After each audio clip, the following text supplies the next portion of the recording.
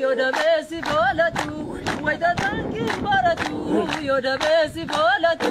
bibine galumale bobonga dinabatu bibine galumale bobonga dinabatu harar genis kenyua gari mulatani goluma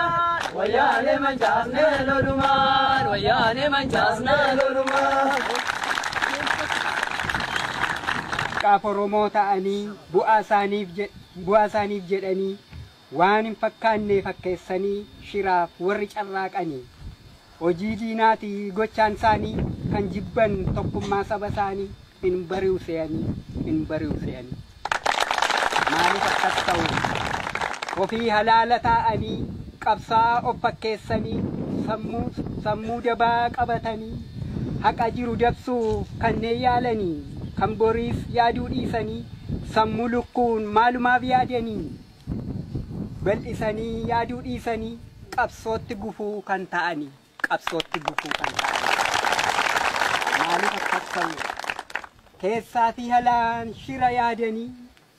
sabboonaa haqaas kan jibbanii maaliif hin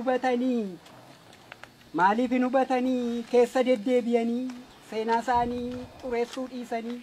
osoo sabboonummaa horatanii maaliif akkas ta'u keessaa hirmaachuu dhiisanii alaaluma ta'anii quba namatti qabanii utuu akkas ta'ee jedhanii oduu qofa qabatanii sabboonummaan duwwaa ta'anii kan biroos kakaasanii ammeenyumaan deemanii dhiifaman godhu seenaan yakka isaanii isaanis beekkatan shira ofii hojjetan. Isaanis beekkatan shira ofii hojjetan maaliif akkas ta'u hojii jabaa hojjetu sabboonummaa balaaleffatu maaliif hin callisnee arraba isaanii hin taane erga qabsoon feene maalumaaf summii darbatu bari'uun hin haftu kan isaan salphistu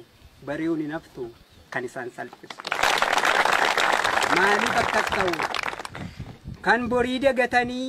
faallaa kaayyoo kan deemanii beekaa haqa dabsanii kan dabrirraas hubatuu didanii bu'aa isaaniif amuummatanii isatu nu baasas jedhanii sammuu xurii warri yaadanii kun isaaniin baasu tasuma haa hubatan yeroo nammuma waan hojjetan hunduma in hubatanii laata kan akka Daggafaa Abdiisaa kan akka Saamu'eel Dheeressaa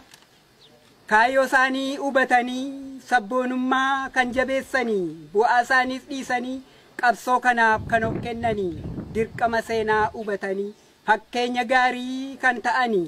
haa beeku seenaan hojii isaanii